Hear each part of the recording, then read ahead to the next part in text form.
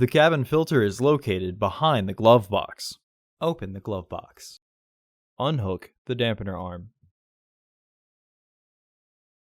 Unclip both sides of the glove box to release the stops and lower the glove box. Unclip the 3 tabs on the filter housing door. Then lift the door to free the bottom tabs from their catch. Remove the old filter from the housing and clean out any debris inside. Install your new AQ1242C filter into the housing with its airflow indicating arrow pointing down. Reinstall the filter door by threading the bottom tabs into their catch first, then press to lock the top. Reinstall the glove box assembly by aligning their tabs with their catch. Reinstall the dampener arm.